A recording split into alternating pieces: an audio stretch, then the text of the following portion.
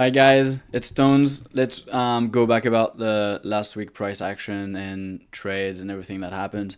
I'm aware it's Wednesday. I just had to take a really good break. I'm going to talk more about what's happening in the next couple weeks in my February review video, the next one coming. But so far, yeah, just go back through the previous week price action, which was this week here. So the idea coming from the week is that we are still in this pattern of having the big flush and then consolidation for those 3 weeks here. And at some point, I was expecting price to get above the 50 EMA on the 4 hour, retest it at some point, and then head towards those highs, retest that 4 hour, 200 EMA, and then drop lower.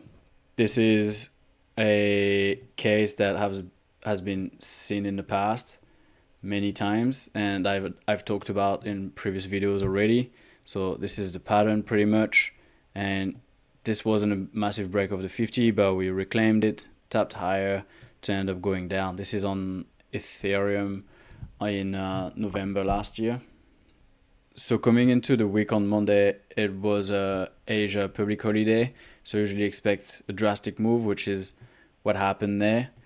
The whole start of the week, I was at work from Monday to Wednesday, so only able to trade UK. So this is the 1 hour on Bitcoin. You see that here in the gap, Asia gap, you had this massive drop that happened on the Asian bank holiday. Nothing I could do about this. In UK in the next day, I was looking at the possibility of a reversal, and if I go down to the smaller time frame on the 5 minute, and here at the open we had the price that reclaimed the previous week low here on Bitcoin, and Ethereum was still below 50% of Asia, Bitcoin was above, and I was looking for potential continuation higher. And what I've been backtesting lately a lot is, and forward testing actually, is 2 minute breaker blocks. And as we open the session, Bitcoin takes those lows while Ethereum respects them. So you have a divergence here between the two assets. This order block that took the liquidity ran into, and price gets back above. On Ethereum was sort of similar, but not exactly. But this one here gets this little 2 minute one broken above, retested, and I did on this trade take a paper trade because this 2 minute breaker block is something I'm forward testing right now, and this trade played out beautifully. If you had to stop below the breaker to the high of the week, previous low of the week on Ethereum, there's a 3 hour trade to take here.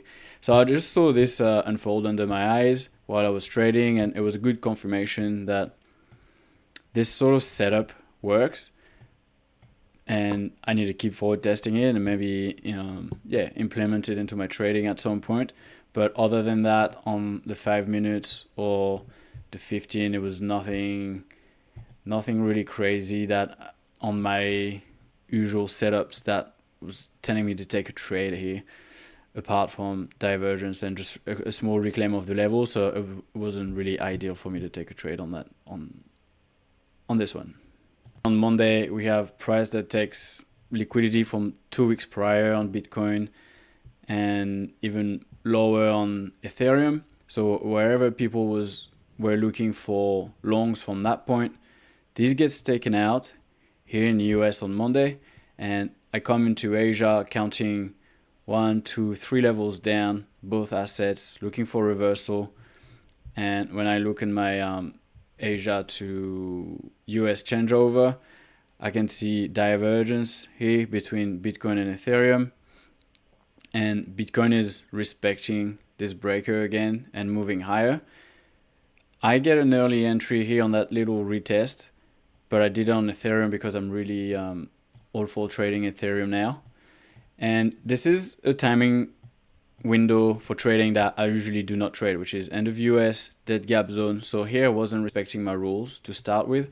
It was more so that I had a bit of spare time at work and I was able to focus there, and I didn't want to miss this potential low, which was a good setup on Bitcoin, a bit less on Ethereum, but there is a lot of time where Bitcoin will do a clean setup with a sweep and Ethereum will just respect the low and consolidate to move higher. So I opened this first trade on Ethereum. I just came back to the 5 minute to explain my reasoning. So at this point, Bitcoin is reclaiming this area, reclaiming 50 EMA 5 minutes, and Bitcoin just had this low. And I'm happy to enter there because there's a lot of time when US creates the low and then within that gap zone you get a higher low, and start of Asia you get an extra higher low, and that's confirmation for another setup. I acknowledge I'm early here, but I'm thinking there's no way price would go below that, and because here on Bitcoin it's just so the setup is bullish that I get my chance there.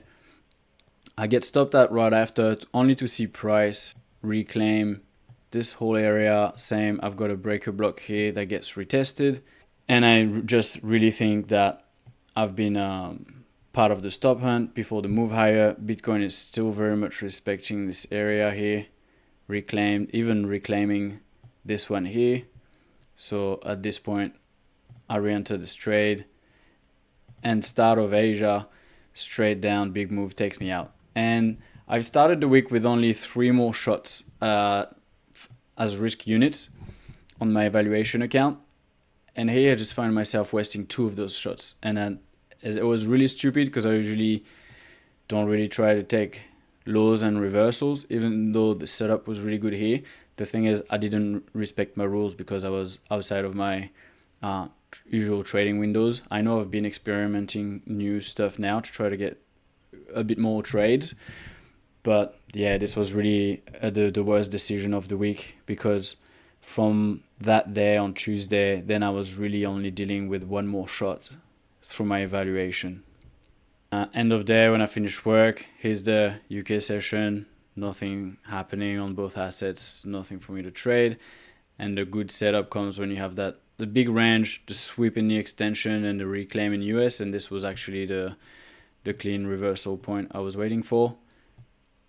So on the next day, not trading this consolidation, and I remember clearly start of UK session, because here the model is pretty clean with final damage W, rise 1 on the 15 minute that breaks the 50 EMA, runs to the 200, retest of the 50, you expect rise level 2.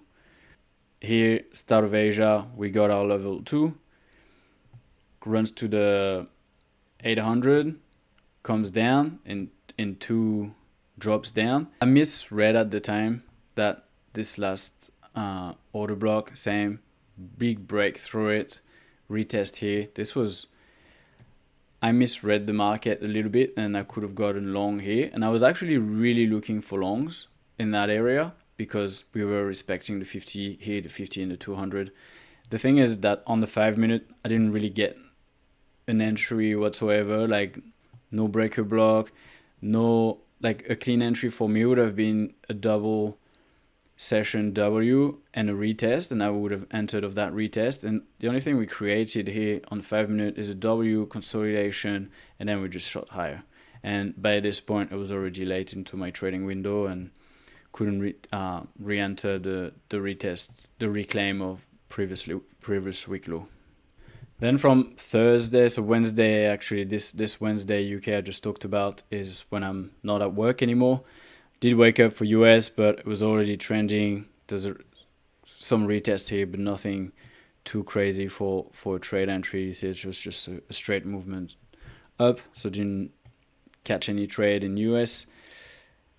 In Asia, now at this point, I had my 3 levels played out. I've got my high in US, and the setup I'm expecting is the one I talked last week, and I just talked about it now. It's the high in US, your lower high in the dead gap zone, and you get another lower high at Asia Open, and usually you trade reversal.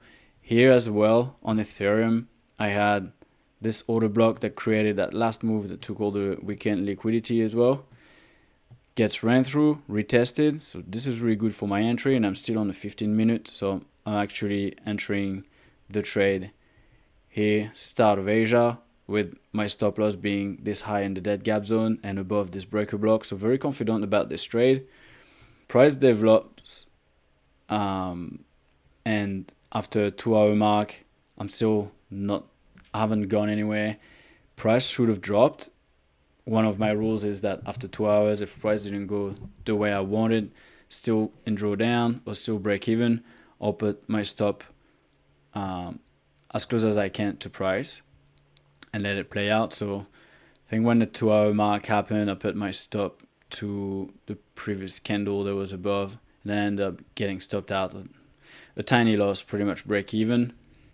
And later during the day, I end up retesting this supply that is all the way up here. I really don't want to go back above this breaker, but because it's just a sweep of this high and we tap into this supply, at this point I'm playing the sweep and that the drop is finally going to happen. So I'll re-enter a trade here, and same after an hour, I don't have the break I want. It's not even here. You see it's not even breaking the 20 EMA on the 15 minute. And I decided to close my trade. Same, tiny loss, break even on this one. I was thinking that if we were not able to drop now, either UK would do it, but because UK wasn't doing it, I certainly had big expectations for US Open to finally drop. And you see this range here that created this sweep. Price still can't get above this one this whole time. So at this point, I'm really expecting shorts, and I'm looking for shorts. And I did wake up for US, and I stayed awake the whole time. But one of my favorite setups, which is price hanging above the 200 EMA on the 5 minute, breaking below and retesting, and especially being that US setup of the drop, the retest, and continuation. That setup that so many times I complain that it happens when I'm not able to trade US. Well, believe it or not, this time I did not take the trade. I literally froze, maybe because this candle wasn't like a proper hammer like I would have liked. But like the retest was so obvious. We were below Asia lows here on Bitcoin.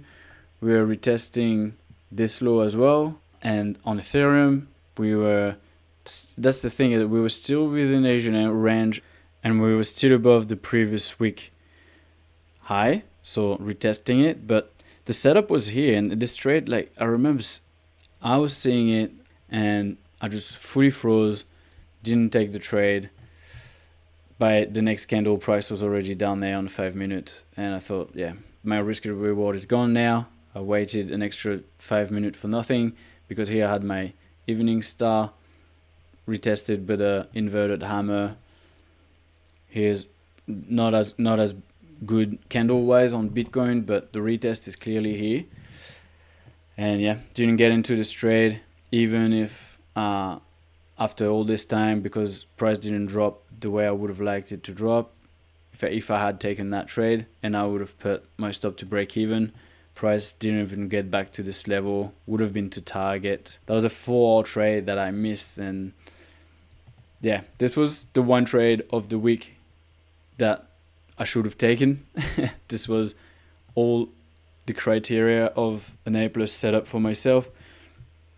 And yeah, just froze, didn't execute it on it. Took 4 trades before that didn't go anywhere. 2 massive losses, 2 break-evens.